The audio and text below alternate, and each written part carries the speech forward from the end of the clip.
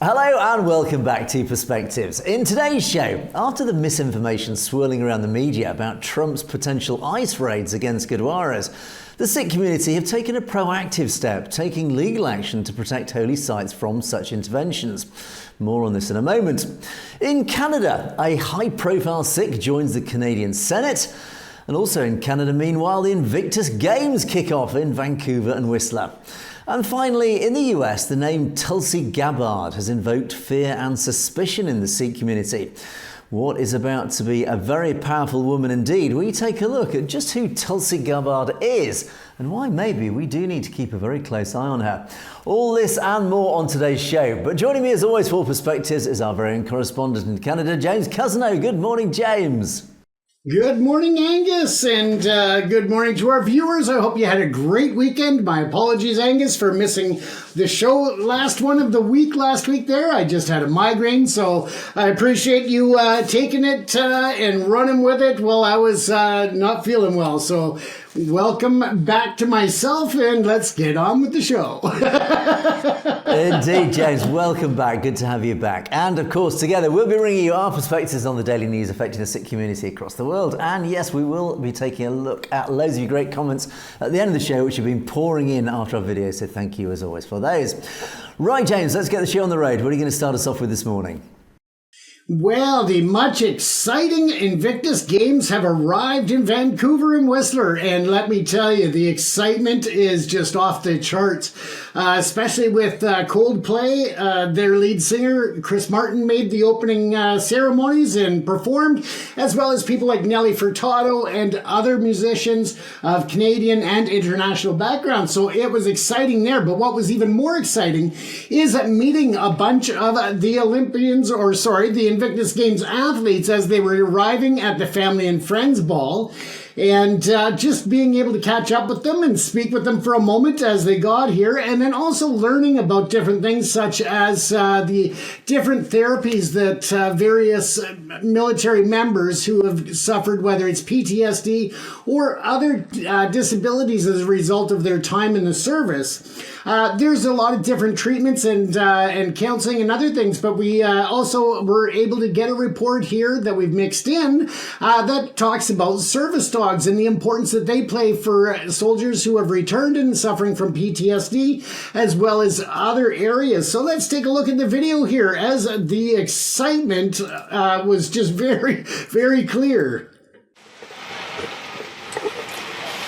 Okay, so we have Georgia here. Yes, hi! Welcome, everyone. And what are you competing in? What are the sports? Oh, we're competing in basketball, sitting volleyball, curling. Excellent. And I would imagine it's a long trip from Georgia to get here. Yes, it is. And is it your first time in Vancouver? Yes. Yes, sir. Excellent. What do you think so far? It's good. Very cool. There you go. Cold and cool. And of course, you probably expected that coming to Canada, right? Yes, sure. Excellent. Well, I hope that you guys have a great time here in Vancouver, and maybe I'll run into you throughout the week. Okay. All right, Thank take you care. so What do you want much. to say to everybody back home? We love you. These guys Good are all luck. shy in the background. Come on over. Come on and say hi.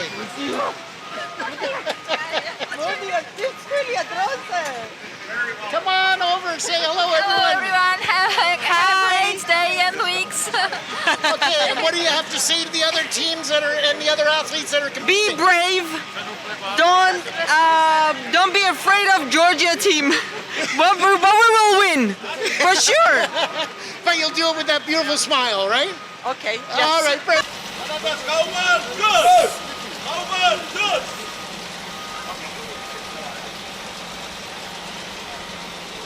How do you do it? You had lots of fun. Hey, go on.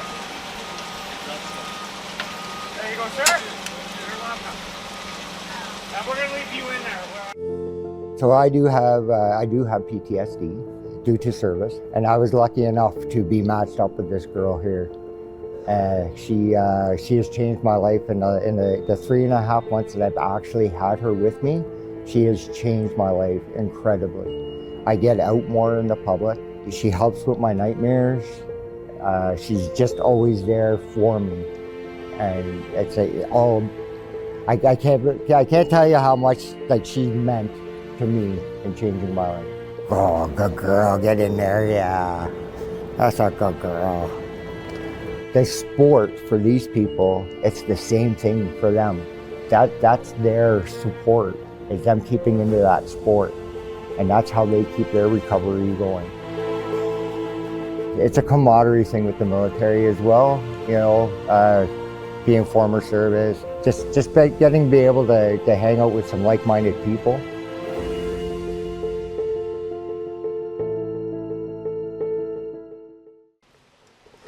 Welcome to Vancouver. What team are you here for, of course, on your jacket, but let them know in case they can't see if they're just listening to us online. I'm playing for the New Zealand team. Excellent. And what sports? We've got our first game of wheelchair basketball tonight against the Unconquered, and I'm also playing wheelchair rugby skeleton.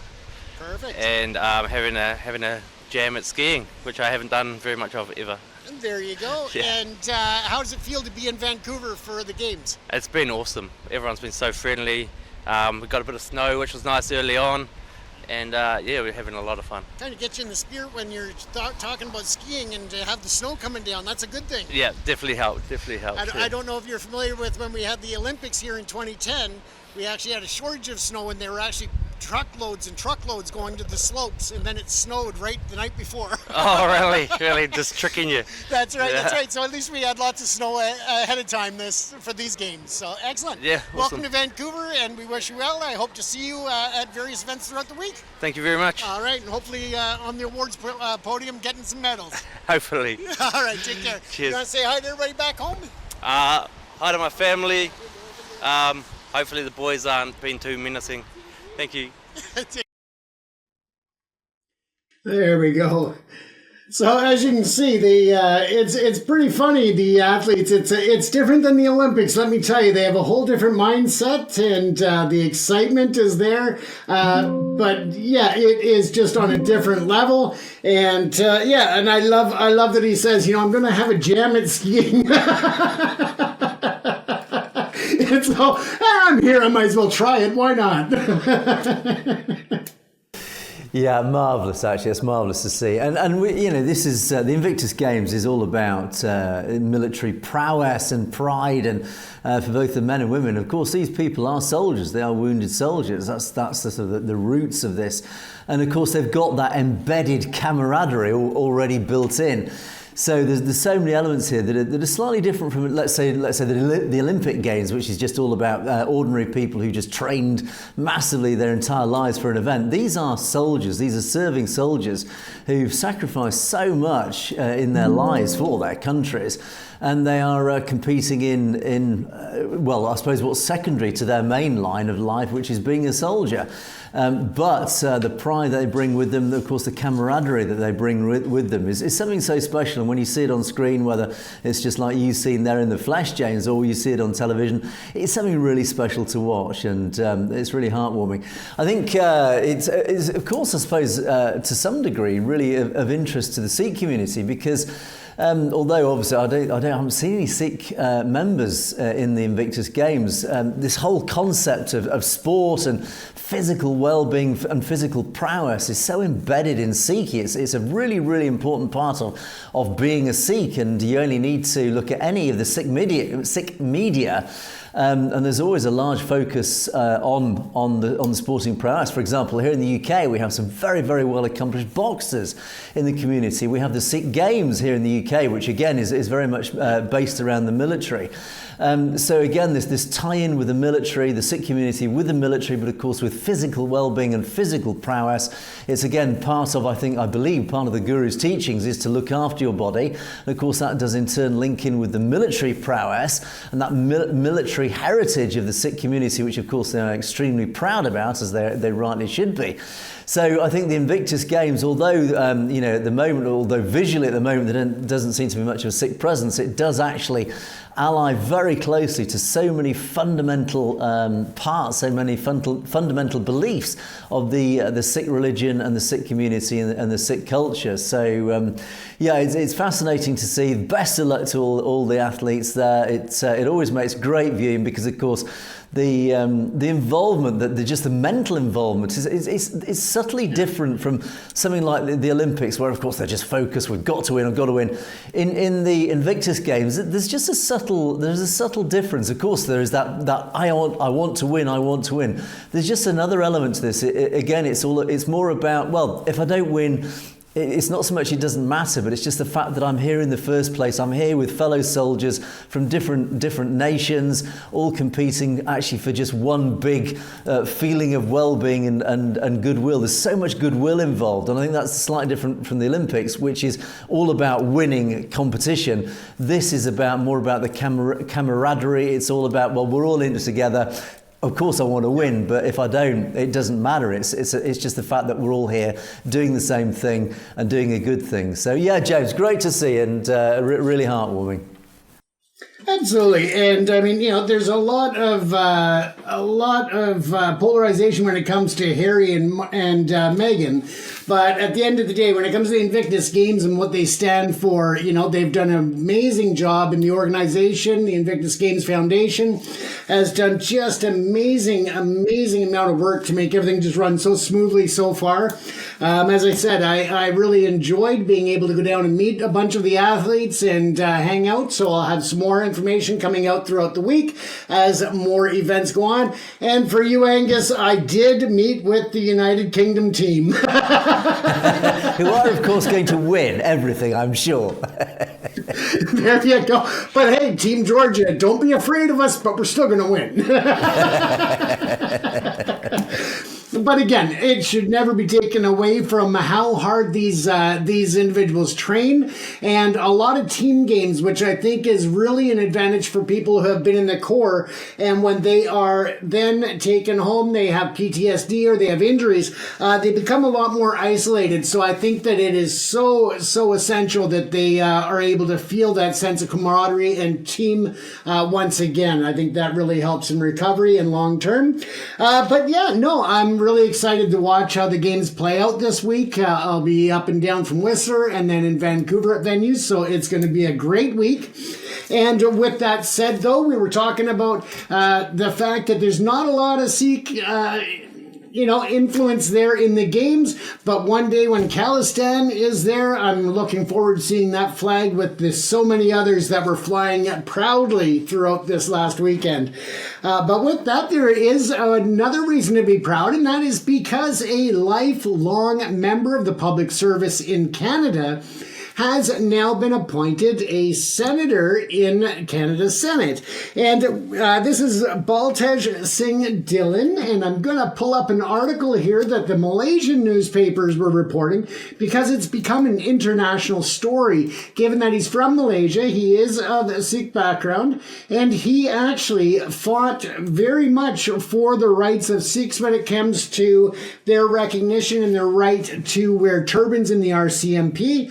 Of course, we know that Constable Dillon, or I don't mean to be disrespectful, I'm just not sure what his rank was when he left the RCMP, when he retired with honors. I mean, just a lot of times you hear about people leaving and they're in public positions. Maybe there was scandal in that. You never heard anything negative about him. You always heard the positive. But what's really important, not only for the Sikh community, but for all minorities, is that he has always spent his career fighting for the rights of others and to make sure that those rights were protected no matter what part of the Canadian government or different policies dictated. And as I said, he wore that red serge, which is the uniform of the RCMP, with pride for 30 years. And that is a very long career in a very tough role with the federal Canadian Mounted Police organization. So with that, as you can see, it is a badge of honor to those in Malaysia, given that he was born there. But as a Sikh is really gotten the attention of the World Sikh Organization, as well as other organizations, to really honor and pay tribute to him for such an illustrious career that is definitely far from over. I have great confidence that he will continue to fight for Canadians when it comes to minority rights, when it comes to religious freedoms. And I think that people are in for a bit of an awakening, because he is still at heart an RCMP officer. So that in many regards means that he's not going to put up with crap from people. He's not going to be bullied. He's not going to be taken advantage of. He's going to stand his ground. He's going to make us proud in Canada, and he's going to make the Sikh community proud, and all minorities, but all Canadians. And I think that he will also garner a great respect from the international community, as he has been involved in international units within his involvement with the RCMP as a liaison and working with them. And many people should be aware that the RCMP does train internationally for different law enforcement agencies, that they take their skills and help to train them to upgrade. And they also have a bilateral agreement with the FBI. So they work together with all of these agencies, working to make the world better, not just Canada. So that's a very important distinction there. Now, when he has served on the RCMP, as well as his other work, he has received a Lifetime Achievement Award from the Times of Canada, the Queen Elizabeth II Diamond Jubilee Medal, and the Queen Elizabeth II Golden Jubilee Medal, and the RBC Top 25 Canadian Immigrant Award. So even outside of his work, he has really given back to the community, really made his presence known, and has also really trained and received his education in policing, in law enforcement, and was the recipient of an honorary Doctor of Law degree from McMaster University and Kwantlen Polytechnic University. McMaster is back east, and of course Kwantlen Polytechnic Institute is here in British Columbia. So I have no doubt that as he continues on to the Senate, he will continue to make us proud and to serve all communities equally, fairly, and justly. Yeah, fantastic to see, James. And it strikes me actually that how many high-profile Sikhs have we reported on who have achieved such great things in public service, and certainly even I've had the privilege of interviewing several people over the last year or two, and it always strikes me that gentlemen like this, they're clearly ambitious, they're clearly very accomplished and very capable individuals, and they've gone into public service. And again, this is, I suppose it's an extension of this concept of seva, of selfless service. They've gone in to serve their society, their communities, and there are a few of them who have risen up to these exalted heights, and it's really it's impressive to see this. And I was also very curious when you said he was Malaysian born. I've just quickly had a quick look. I didn't know this. Here's a bit of an education for us, James, and I'm sure for many of our viewers. Malaysia, he was Malaysian born. I thought, how curious. That seems to be quite unusual. So I Googled just quickly then how many Sikhs there are in Malaysia. Well, according to Google, one of the sources, 100,000 Sikhs in Malaysia. Well, there you go. I think Malaysia is primarily an Islamic country, and that's probably the majority religion.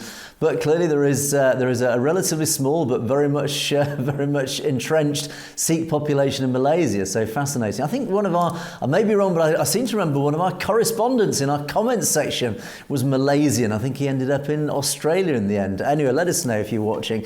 Let us know your experiences as a Sikh in Malaysia. We're always delighted to report on how the community exists in all these various areas around the globe. So, but yes, anyway, back to Baltej. I mean, fantastic. I think it's a huge achievement, and I think this sets a very, very important lesson to all those in the community. It's not just about selfless service. It's also about the political angle to this as well. It's also about raising the community's profile. It's making sure that the community's voice is actually heard in more and more influential circles, because of course the community is sizable, and it must therefore have at least an equivalent proportion of size of voice in the political sphere, so that policies that when they're instituted in any society, those policies reflect the issues of the Sikh community. But that can only happen if the Sikh community has a voice, if it has an influence. And therefore people like this are so important, because when they start entering politics, it ensures that the issues that affect his own community can then influence the policies going forward of the nation. So Canada does of course have very many high-profile Sikhs, of course, Jagmeet Singh being of course one of the most high-profile Sikhs. But again, it is a very important lesson to all the communities everywhere around the world, however small, how important it is to get out there, get your voice heard, get involved in local politics, get involved in all the social events locally, get the Sikh community's profile higher, get it seen by the wider community, because of course then once you start getting into positions of influence, it means the Sikh voice isn't just heard, it starts having an influence, it starts having an impact in policy making, which of course then benefits the community. So don't be afraid, get out there. First of all, it's selfless service, it is seva in itself, but secondly, it ensures that the Sikh voice is heard and it does start influencing policy, politically speaking, James. Absolutely, and I believe that I'll call him Senator Dylan now. That has a nice ring to it. But I believe he was 16 when he moved to Canada, so that's quite the achievement to finish his schooling, get into the RCMP, along with all of his higher education, and now to be appointed a senator. I mean, that's quite an honor, and it just shows the younger generation that it's all achievable. Absolutely. It sets a fantastic example for us all. And doesn't he look resplendent in his uniform? I have to say, he looks absolutely magnificent in that portrait photo. So well done to him. Right, moving forward. Now let's move on to my first story. And we reported recently on these, it was misinformation. It's quite an interesting story, actually. It was misinformation being spread rather mischievously by the Hindutva IT cells, talking about how the Gurdwaras were being targeted by the ICE forces, those forces enforcing the immigration. So Trump's rather aggressive anti-immigration policy has basically gifted Hindutva with a bit of an opportunity to claim that, Gurdwaras, these so-called places of sanctuary and safety, are no longer safe because these ICE raids will target deliberately Gurdwaras, and it actually was untrue. However, it's interesting because this story has evolved into something a little bit different. And it's actually provoked an organisation called Democracy Forward. Democracy Forward is an organisation that exists on the face of it, and certainly by definition, it takes legal action against governments or government authorities or organisations to ensure that democracy is upheld, that democracy it sustains itself. And they've targeted Donald Trump's government with these ICE raids.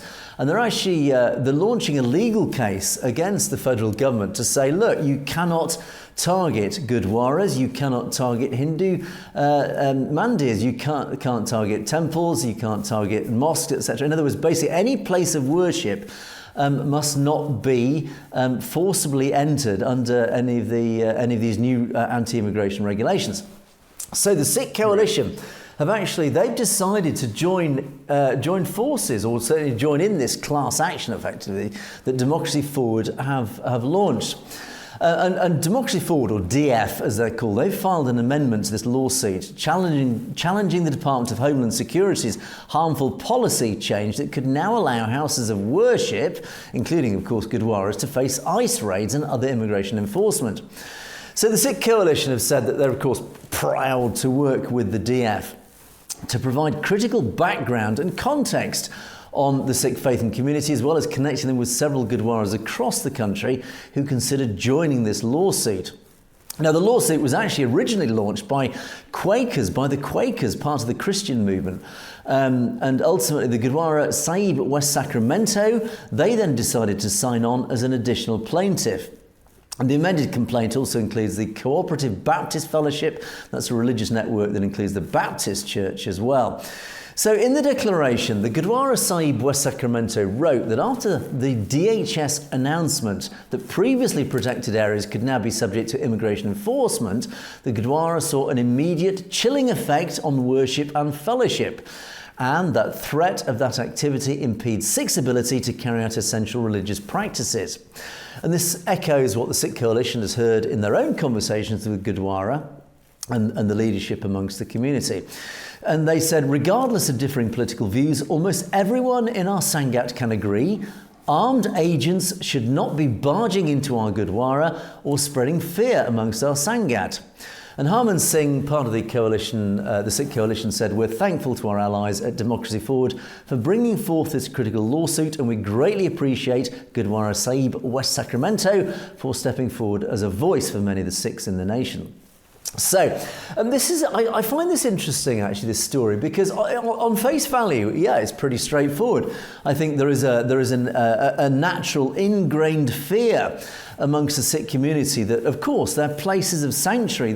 These places, the Gurdwaras, have always provided a sanctuary to anybody in the community of any background, any religion. That, of course, they're welcomed in. They can share langar, they can share food, but of course they feel protected by the local Sangat. But of course, then these ICE raids, these very aggressive ICE raids, which we of course have reported on several occasions, James, these are very aggressive things. They are very intimidating. They're very scary. And they're literally designed just to root out any illegal immigrants across the United States and forcibly repatriate them to their countries of origin. So you've got two very staunch forces coming head to head here. And of course, this provides very fertile ground for opponents of all parties involved to cause a lot of mischief. Now, first of all, we reported on the mischief the other day, James, about how the Hindutva IT cells are actually saying, oh, they're going to raid your Gurdwaras. Gurdwaras aren't safe anymore. So again, undermining this concept of safety and sanctuary of the Gurdwaras. And that in itself was a very mischievous, very naughty Hindutva step, taking advantage of the situation.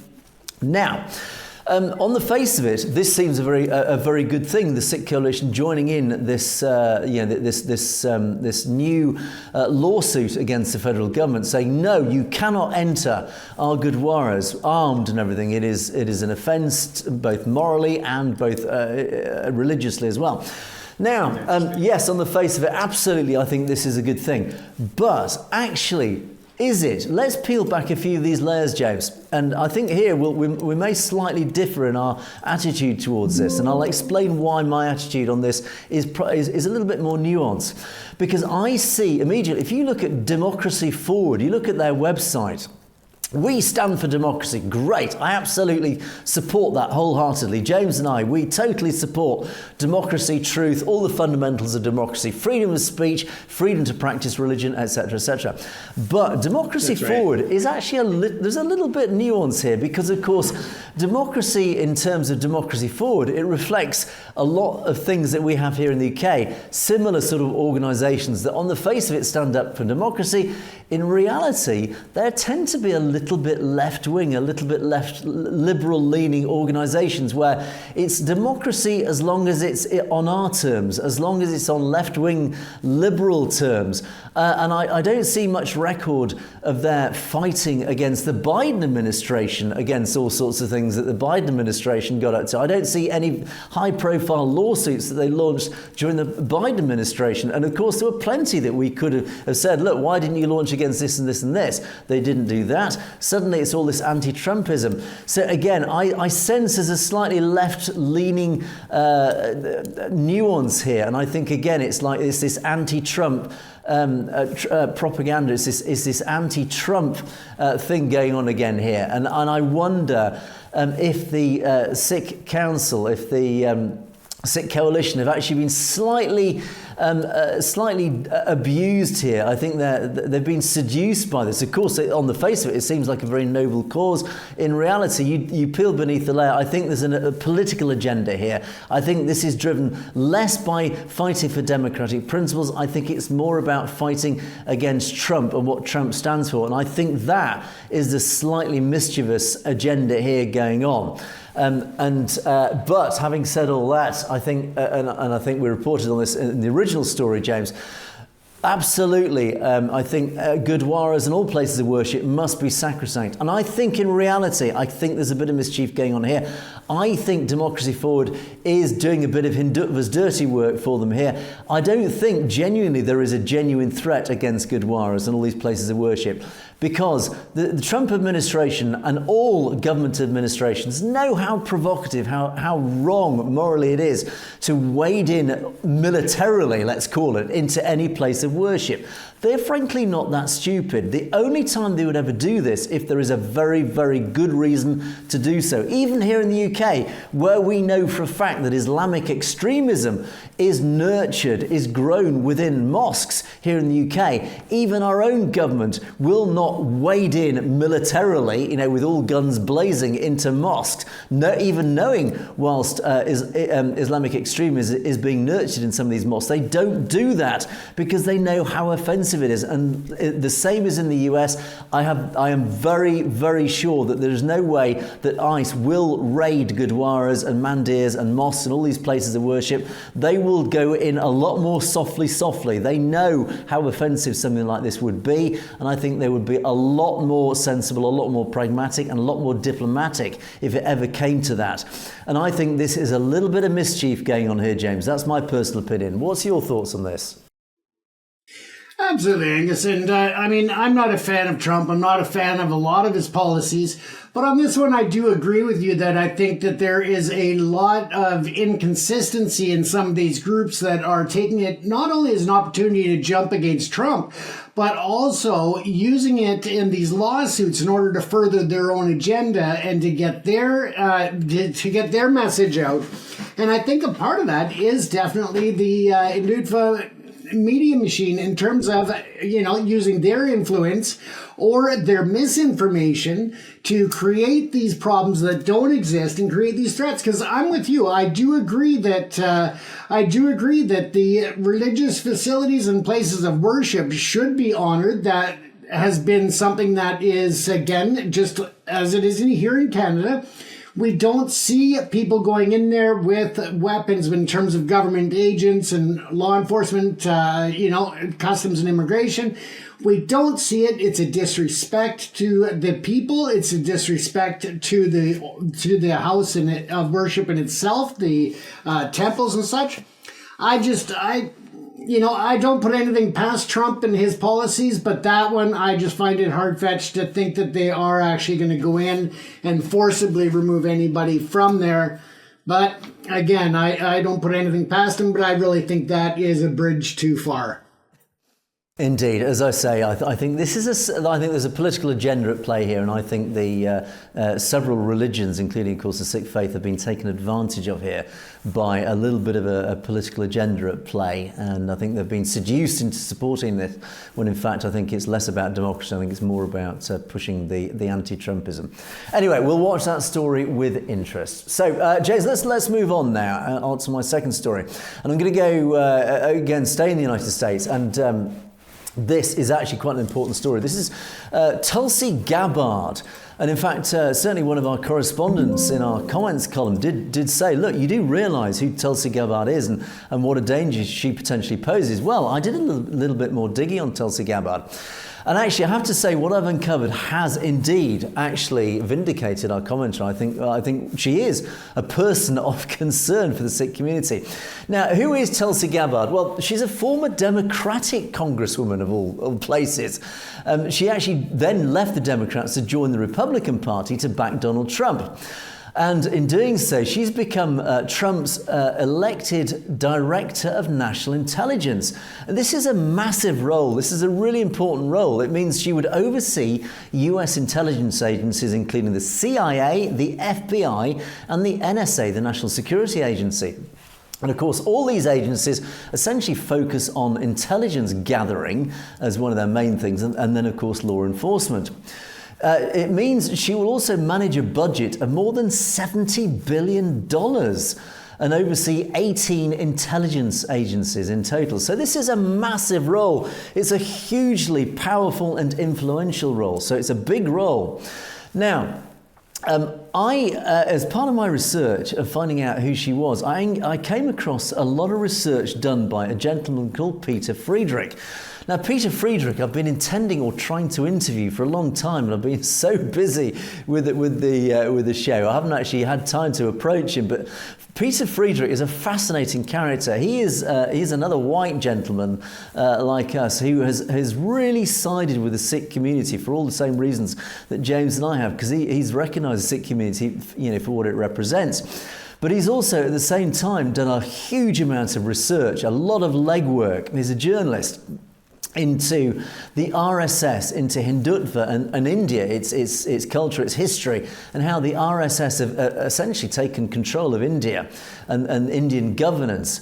And as a result, he's written several books about this. He's become a very high-profile speaker. He's actually spoken at the UN and various other high-profile public meetings to put forward the Sikh community's issues and also highlight to the world the dangers that the RSS and Hindutva portray.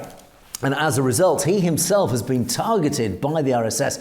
He's suffered all sorts of dreadful smear campaigns and worse. And of course, like many people in the Sikh community, he's been subject to a lot of transnational repression sourced from India.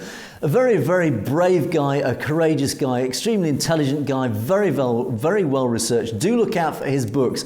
I think Saffron America or something like that is one of his latest ones. He's researched how India has influenced the agenda, the political agenda in America, the Hindutva influence, how it's infiltrated America. Keep an eye out for that book.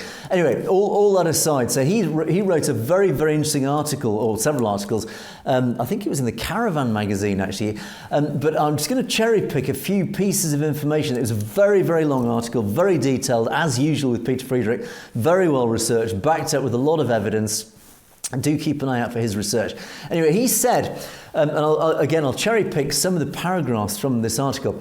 Gabbard's congressional campaign donations, he looked into who she was and where she's come from politically speaking. In other words, how she's grown politically and where her political roots were and how she's managed to successfully achieve the great heights that she has achieved. And it turns out her earliest top dollar donors before she was first elected included people like Ramesh Bhuttadar, Vice President of Hindu Swayam Sevak Sangh, yes, that RSS outfit, that's the international wing of the RSS.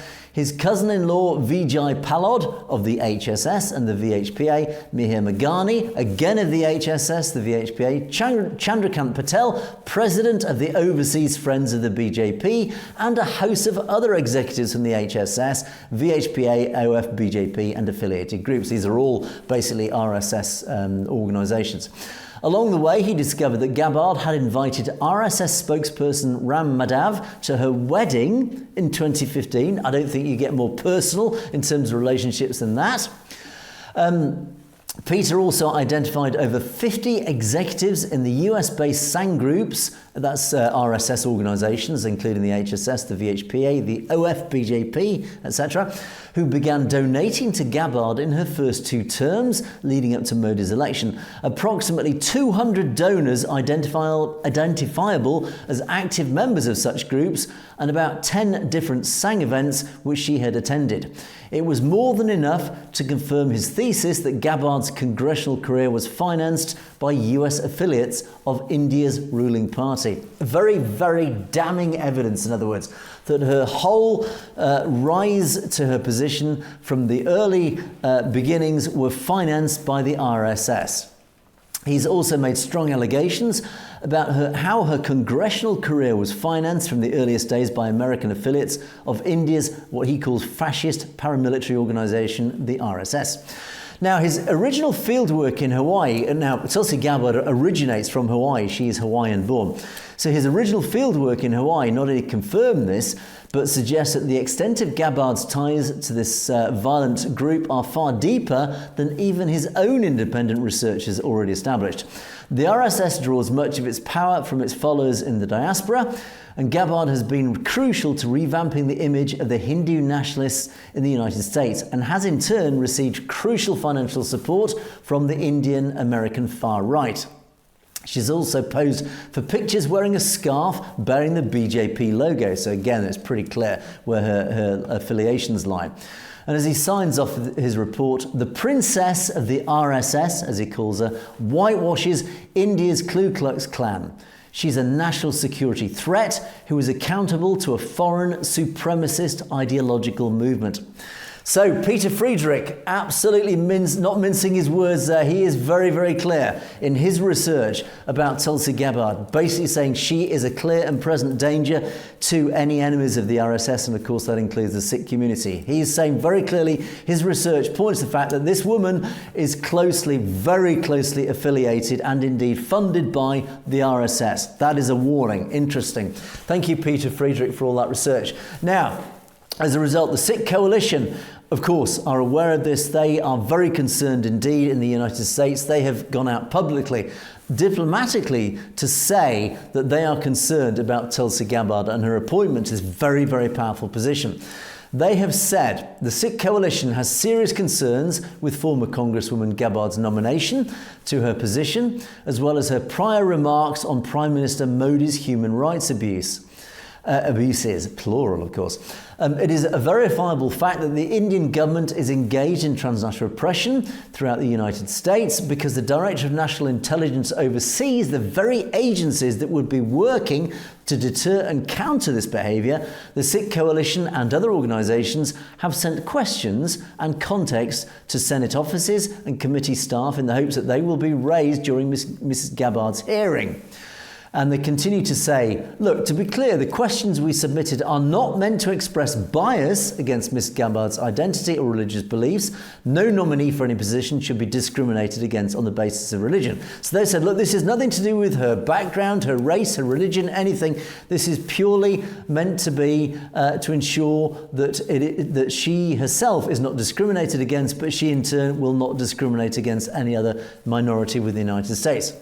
And they said they are instead an attempt to understand how her pre-existing political views may impact her performance as the Director of National Intelligence and thus the national security of the United States. And they sign off to say the Sikh Coalition will be listening to today's confirmation hearing closely whether or not these issues are discussed and how she responds.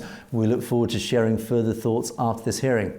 So, James, I think what we've uncovered here, and again, I've been quite, I would say, I don't think we've been, I don't think our research has been deep enough on Tulsi Gabbard. I think she does, looking at all this research and what the Sikh Coalition have uncovered, I think clearly she is a potential danger to the Sikh community. I think we need to watch her very closely. It is very concerning for the community that she has been appointed to such a powerful organisation or a powerful position overseeing the likes of the CIA, the FBI, the NSA, etc. These are the very organisations that are there to protect the Sikh community against transnational oppression. The agenda could be worrying. It could be influenced by the RSS. I think we need to watch her like a hawk, as they say. Absolutely, and I mean, there's been a lot of talk around the water cooler, we'll say. But how much of it is just speculation? How much is rumor? How much is misinformation? I think that this article really cleared up a lot of what people suspected or what people just weren't sure what to believe. And I think that that's one of the problems with the confirmation hearings that are going on, is that it seems more like an entertainment, like an entertainment program, as opposed to the reality that these are people that are being sworn into very, very important roles in the U.S. government. And let's face it, around the world, they have a very large impact. And yeah, I think that this is good that people are putting them on notice, that there are a lot of eyes, that it's not going to be just sweep them through as certain leaders may do or may not do. And that's just a matter of record for, not just this administration, but going back for decades, if not centuries. That's just the way it works, Angus. Yeah, I think you're absolutely right, James. And I think a lot of eyes are going to be on Tulsi Gabbard if she does take this position. And for any sign, any inkling of any agenda behind the scenes or any prejudice or discrimination, I think we certainly here at Selfless will be watching her like a hawk, as they say. So we will keep you informed.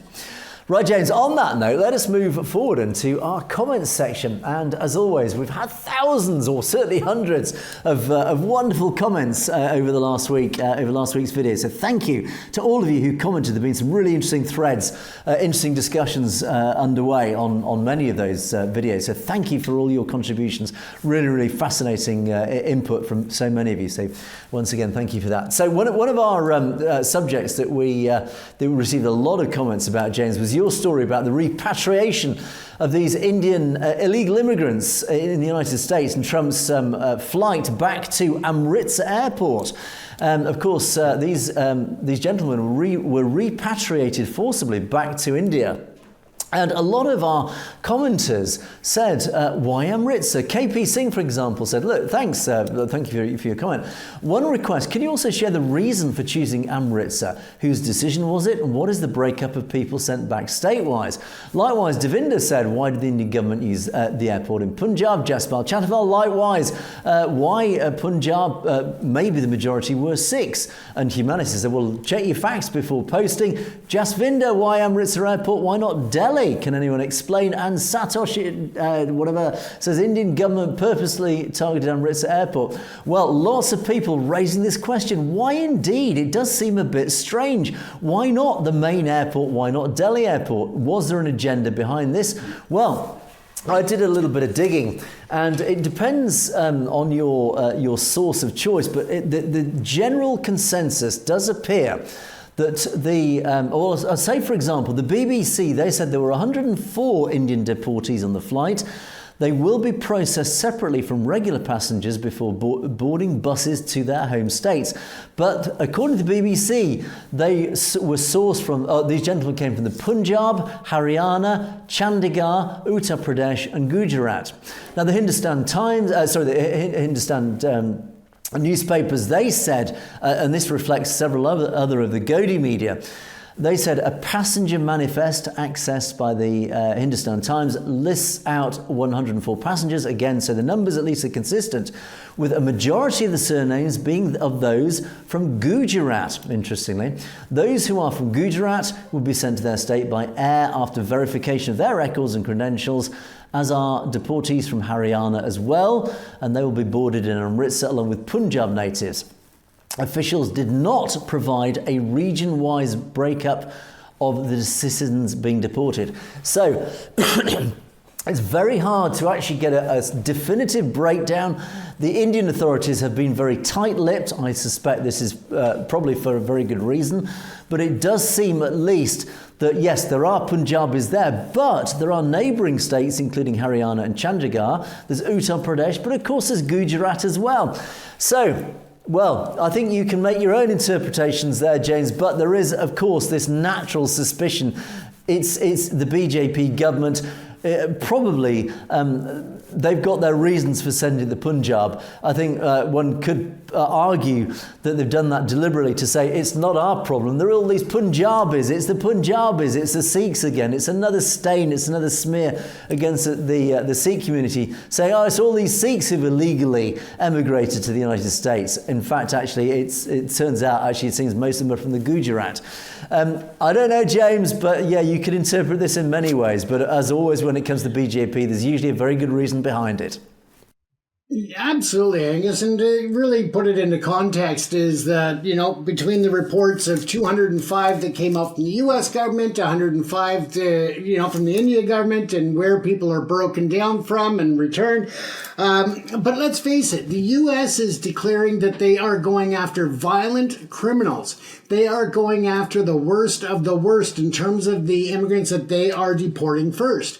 Now, is this India's way and the Modi government's way of looking at it going, well, apparently these are violent criminals. Let's send them to where we don't care about. And that's what it comes down to. Modi and the BJP do not care about Punjab. They do not care about the people there overall. And they would definitely, I wouldn't put it past them to say, oh, these might be violent criminals. We'll send them there because, the people in Punjab don't matter to them. And that is a sad reality of what could be going on there, Angus. Indeed. So I think, as several of our commenters allude to there, I think there probably was an agenda here. Modi doesn't do things without a reason. I think the agenda is to try and somehow smear the Punjab and the Sikh community in this. So. Okay, next set of comments. This was a really interesting thread, and again, we didn't have time to go into it in great detail, but there are lots of interesting input from various people on this thread. Lovely Diving Board, there's an interesting name, made the comment, not only Khalistan, but Kashmir, Tamil Nadu, and the entire northeast will break away. This, again, follows up our story about the potential breakup of India. Well, Achar Singh Gill says, well, not break away, it's actually gaining freedom from Brahmin autocracy. Of course, the upper caste Brahmins, who were clearly in control of India. But Danny's made a lot of interesting comments, and I've just picked this one particular one, but I have to say he's made say it's a he, I don't know it's a he, but let's assume it's a he, made loads and loads of interesting comments on several of our threads here, but this one was interesting. He said, what's the difference between a Brahmanistic system with, say, Adani and Raj Mukht, and a Sikh chief like Badal, Captain Amarinder Sidhu, etc., etc.?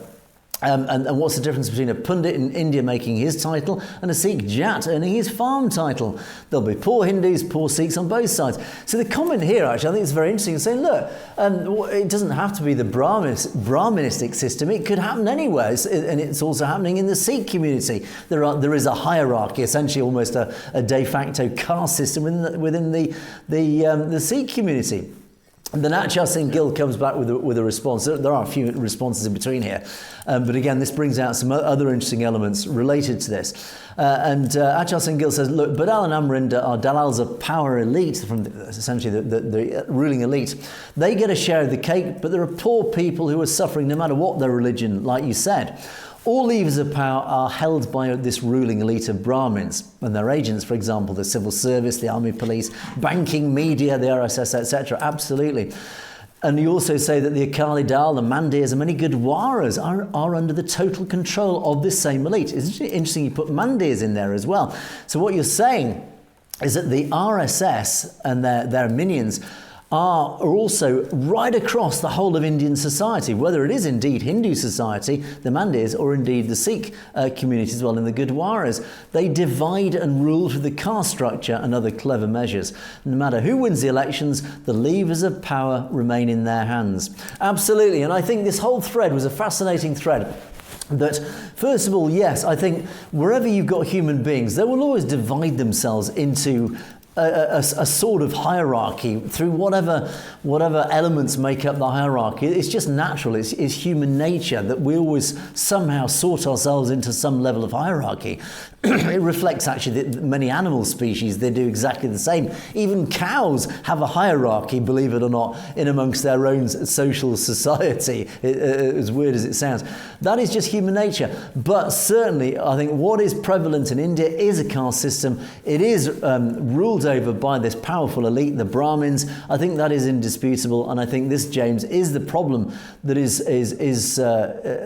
causing India. It's holding India back, and it means, as we've often said, that the vast majority of Indians, ordinary Indians, whether they're Hindus, whether they're Sikhs, Christians, or Jains or Muslims or whatever, it doesn't matter. They are all prisoners within this same structure, this same prison. The bars are brought by the RSS, James. Absolutely, Angus. And, it doesn't matter what religion you're looking at, doesn't matter what outcasts, what hierarchy, the top of the echelon to the bottom. It's something that happens all around the world, but we seem to really have pulled away from that. And the same thing with monarchy and the different systems. However, in India, it seems like they are trying to make the world believe that the caste system is gone. And it's not. It's still there. It's very prevalent. And unfortunately, it's having a very large impact on a lot of lives, and many in a very negative way. Indeed, absolutely. It is still very much in existence. Akash Deep Singh says, a very good program. Well, thank you for your comment. And you agree, the only way for us is Khalistan. Now, this is an interesting point. You talk about immigration. We do talk a lot about immigration on this show. And we talk about there is good immigration and there is bad immigration. The bad immigration, in simplistic terms, is this immigration that is uncontrolled, it is illegal, and it brings with it an awful lot of problems, social problems. Now, immigration on the whole brings problems in terms of the strain on the infrastructure, the social infrastructure, literally whether that's schools, education, whether that's doctors, dentists, all the basic infrastructure of society. But also, as Akash Deep Singh says, that you in France, and I've seen this firsthand myself, Paris is a particular sufferer of this. Immigration in France is catastrophic, as you say, as it is in the United States. You're an immigrant yourself. You recently obtained French nationality. Migrants in France are destroying the country. Crimes increase, drug sales, arms sales. That's why I hope in France too there will be a Trump to save this country. Could you also, if possible, make programs on French politics to inform the Sikh community living in France? Thank you for your comment. I would say, firstly, on that last bit, unfortunately, we just don't have the resources at this stage to focus, let's say, on French politics and certainly in the French language, much as I wish we could. Maybe that will come. But if there are interesting stories that I can highlight in France, I will certainly do that. I would say I have experienced myself, I lived in Paris myself for many years. I do speak French to some degree, unfortunately not as well as I used to, malheureusement. But absolutely, and I agree with your point, I have seen firsthand how Paris has changed due to immigration from North Africa particularly. As I say, there's good immigration, but there's bad immigration. I have seen the downside of bad immigration in France, whether it's Marseille, whether it's Paris, but Paris particularly. It's very, very sad to see a city that I have loved so dearly and I've lived in myself. I lived there 25 years ago. The difference I've seen in Paris in that period is just shocking. The crime and serious crime, organised crime, armed crime. And I can't give too much away about my personal life, but I was personally affected by some of the shootings in Paris, the Charlie Hebdo shootings. That affected me personally. It was horrible, I have to say, and that again is part of this problem. So all I would say, Akash Deep Singh, thank you for your comment. I totally empathise with what you're saying. It's a tragedy, I have to say, and this is why Trump has swept to power, and likewise the right wing right across Europe. We're late to the party here in the UK, but it will come. There will be this right wing backlash here in the UK as a result of primarily illegal immigration, bad immigration, and unfortunately, I have to say, the link to the Sikh community here, the Sikh community are going to suffer, ironically, as a result of this, because the right wing backlash, which I support to some degree, because we have to stop this illegal immigration, we have to stop this bad immigration, but unfortunately alongside that comes a discrimination. It brings in the right-wing extremists, and that's what, again, we fight against the right-wing extremism as much as we fight against left-wing extremism.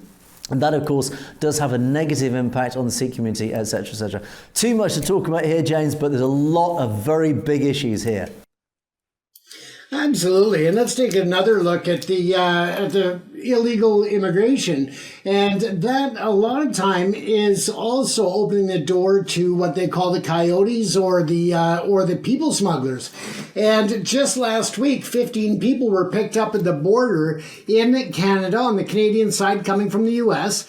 But these were borders that are in Saskatchewan, Manitoba. These are our prairie provinces where the weather is minus 30, minus 40 degrees, and then the wind chill factor. And these individuals don't have gloves. They don't have scarves. They're just not prepared for the vicious and mean winter weather that they can encounter. Let's face it, with the wind chill factor, those areas can hit minus 50, minus 55 degrees Celsius, and they are not prepared. And in a lot of cases, those are people who are paying these smugglers to get them across a border from one country to another. And these people are not preparing them for what they're running into. Weather-wise, there have been people not in this particular case, but there have been people who have frozen to death trying to get into Canada during the winter in these regions where the weather is just unforgiving, Angus.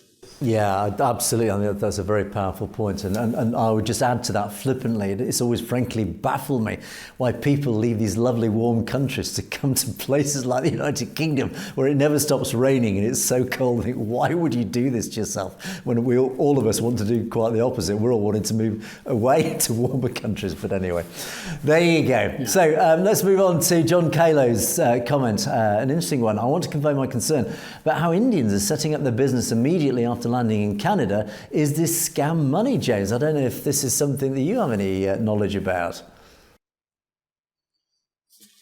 And sorry, you cut out there, Angus? Yes, James, this is John Kylo's comment saying a concern about how many Indians are landing in, immigrants are landing in Canada, immediately setting up businesses, clearly resourced by lots of money, but is saying, is this scam money? In other words, is this part of organised crime? In a lot of cases, it is investment, it is family money, it's generational.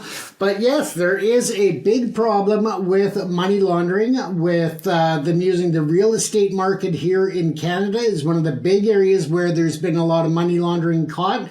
In recent inquiries and investigations, they also found and made a lot of major changes to our casinos here in Canada. They were just inundated with bags of cash that were coming in by Canadians and by foreigners who were just laundering that money through the casinos and then setting up other businesses and using them as fronts to continue to basically launder money. And yes, that is a big concern. We know that there has been a major arrest in Ontario just the last few days that involved 55 tractor trailers. There was about $5.5 million in cocaine seized that came in with those trucks from across the border. And some of the stuff, the charges that resulted was theft or possession of stolen property, changing VIN numbers on vehicles. So, I mean, yeah, it is a big problem where the money not only comes in and they use it to set up businesses, but also the ongoing businesses where they either set them up to launder the money or they even go as far as extortion and threaten or even acts of violence to force others who have legitimate businesses to help them in laundering those funds, Angus. Indeed, and of course we've often reported on organised crime entering Canada and the US. In fact, even the killers in Najjar and others who've been attacked, it's usually come from the Indian diaspora, and organised crime from the Indian diaspora. So yeah, interesting topic, that one. Okay, and final set of comments. Nativity says, where should this khalistan be created? In the Punjab, Hindus are more in number than Khalistanis. Well, that's interesting. Bali Sal says Khalistan is for Punjabis. Last I checked, Hindus are Punjabi too. Yeah, now this raises one important point that we've often highlighted the fact. Why do you think there are so many Hindus in the Punjab now, or Punjab? Why do you think that is? Because it's a very deliberate policy by the BJP government to dilute the native indigenous Sikh community in the Punjab. They've done this deliberately so that people like you can say, look, the majority of people in the Punjab aren't Sikhs. They don't support Khalistan. That's why they're doing it. That's why there are so many Hindus in the Punjab, because they've deliberately been invited there. They've been sent there essentially by the government to reduce the amount of Sikhs in the Punjab and to reduce the power of the Sikh voice. It's very subtle. It's very insidious. This is a deliberate tactic, James, is it not? Absolutely, Angus. And let's keep in mind that we were talking about that flight with between 100, 200, whatever the count was for the immigrants being sent out of the U.S. back to Punjab. Now, consider this. People say, oh, it's only 100 people, it's only 200 people. But let's consider that the BJP and Modi government has agreed to receive 18,000 to repatriate. So that could be a huge problem if they all keep getting redirected to the Amritsar airport and to different regions of Punjab. With the also that need to be reminded that there's a potential of 220,000 illegal Indians in the U.S. So even though Modi has agreed to receive 18,000, it doesn't mean the U.S. is going to stop there. They could send 100,000 100,000. And if they are putting them all into that one region, then of course they are saying, well, we had to repatriate them somewhere. And now they are putting one isolated area to basically, add the numbers for the Hindutva as opposed to the Sikh community. And again, just really influence the region and what's going on there. Indeed. So the Indian government are fully aware of what they're doing. They're just basically copying China's infiltration of Tibet, doing exactly the same thing. It's colonialism in all but name only. So. Anyway, Vinnie Chorn says, yes, it is all over for India. New countries are forming soon, including, of course, Khalistan, Kashmir, Nagaland, Tamil Nadu, and even Bangladesh taking over that eastern section of Bengal. Interesting. And Balvinder Nagi says, thank you, Modi and co. Freedom coming. Indeed, we have to thank Narendra Modi and the BJP and indeed the RSS for making this happen, James. They are their own worst enemies, it appears. And we say that a lot of times, haven't we? Have we not? Indeed, absolutely, that is the case, and it is very likely that Khalistan will come about purely as a result of these policies of the BJP government and the RSS pushing the whole Hindu Rashtra policy forward. So let it happen. Bring it on, as we say, James. Bring it on. Bring it on, and remember, we will be there to cheer on the Khalistan athletes at the Invictus Games in the future. Indeed, and we will be there reporting on them once they appear at those games. But in the meantime, anyway, we must draw the show to a close for another day. Please don't forget to keep those comments coming in. Thanks so much for all your comments. They're always fascinating to read, and we do appreciate every single one that comes in. We do read them all, of course. Don't forget you can message us directly at message@satlogetv.com if there's anything you'd like to send us directly if you don't want to put in the public domain. But in the meantime, thanks so much for watching Perspectives for another day. It is a goodbye from me, and it is a goodbye from James. Stay safe, everyone. You have, of course, been watching Perspectives. We will see you next time.